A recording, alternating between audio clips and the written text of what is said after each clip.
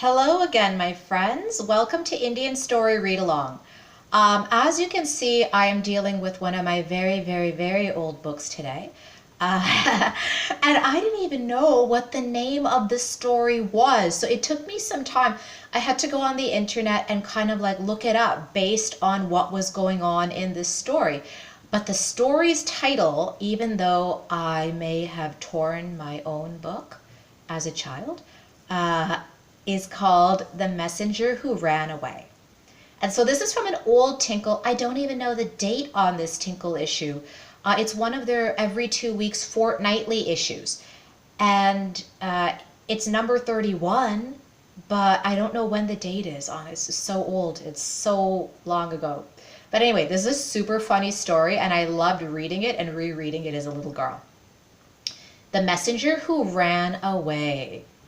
Hassan was in a bad mood because he was sure the merchant Yezdi had cheated him in a business deal. So he's thinking to himself, I'll get even with him someday. When he reached home, his wife says to him, there you are.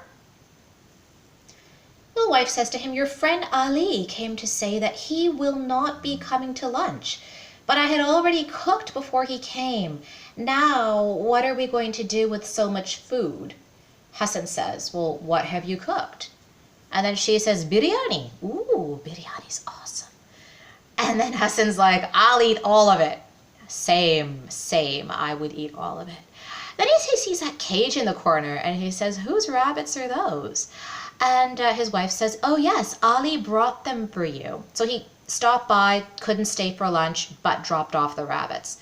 And then Hassan's like, wife, I have an idea. So now, remember that merchant, Yezdi, he was angry at the beginning of the story? He says, I'll be back soon with a guest. He's cuddling that little rabbit. Hassan went back to the merchant and he says to him, I'm sorry I lost my temper at your shop. I would like to make up to you. Come and have lunch with me. Yezdi says, that is very generous of you. I accept. Good, he says, with that rabbit. So he took the rabbit to the shop, and for a reason. So then he whispers to the rabbit, go, little one, go inform my wife that I'm bringing a guest for lunch. Tell her to cook biryani. Do you guys see what's happening here? Okay, so if you don't understand what's happening, his wife already made biryani before he even showed up, and she made a lot of it, so they have enough for another guest as well. So all of this stuff already happened. He is treating the rabbit like a messenger, and if you see Yezdi's face, he looks quite surprised that he's telling him, go tell my wife to make lunch and make biryani for lunch. Very specific instructions, as if the rabbit can behave as a messenger. So then after the rabbit's gone, of course, Yezdi is going to talk to him about this. Dude, what'd you just do? So he goes, do you really believe that rabbit will go to your house and inform your wife? And then Hassan's like, of course. It's trained to carry messages. It's not. He just met that rabbit like a few minutes ago. At noon, the merchant accompanied Hassan to his house and was served biryani. So, like, Hassan doesn't say anything about it, right? Can this be a coincidence? No, there's the rabbit. He sees the rabbit in the cage. It's not the same rabbit. He just took that rabbit and let it go somewhere. And who knows where that first rabbit is. It's just in the streets somewhere. But there was more than one. So then he thinks he's seeing the same one. And so then Yezdi asks him, so the rabbit did deliver your message? And Hassan says, of course it did. Didn't I tell you it would? And then Yezdi says, Hassan, would you sell it to me? And then Hassan says, sell it? I wouldn't dream of it. Now watch, Hassan is going to hustle this guy. I'll give you 20 dinars for it. No. 30? No. 50? No. 75? No. 100? It would be shameful on my part if I refused to sell it to you when you want it so badly. I love how Hassan is just milking this for all it's worth. Take it. Here's your money. Yezdi's so excited. He has his messenger rabbit. Go, rabbit, go tell my wife I am bringing guests home for tea.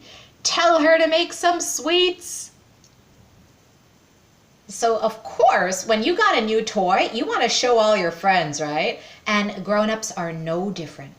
We just have bigger, more expensive, weirder toys. So the merchant collected his friends and took them home. What is this marvelous purchase you say you've made, Yezdi? And Yazdi says, you will see soon. I paid 100 dinars for it, but it's worth much more. Wife, our guests are here. The wife is not expecting anything, obviously. She's taking an afternoon nap. And then he's like, serve the sweets. And she's like, sweets? What sweets? And why did you tell me you were bringing guests home? Uh-oh, they're going to be embarrassed. But didn't the rabbit tell you? Rabbit? What rabbit? Says the wife. And then it's dawning on Yezdi what actually happened. Oh, I have been tricked, he's thinking. So then the friends are sitting there and they're like, where are you going, Yezdi? What about that thing you were going to show us? But the merchant paid no heed to his friends. Fuming with rage, he half walked, half ran to Hassan's house. Open up, you cheat! Bam, bam, bam, bam. Your rabbit didn't deliver my message. Hassan is prepared though. How could it? It's your fault. My fault? Yes, you sent it on without telling him your address. And guess what? He's right. He is absolutely right. Hassan was standing right there when the guy says, go tell my wife I am bringing guests home for tea. So how could this rabbit possibly make it all the way to his house when that poor thing does not even know? Didn't have a GPS or anything. I love Tinkle stories. They're from all over the world. This is why I kept my books for so long in some kind of half-decent condition that I could keep reading them forever. But I wanted to share them with you too. So if you like this story from Tinkle, if you like other stories, subscribe to this channel if you want more of this kind of stuff. All right? We will see you soon on Indian Story Read Along.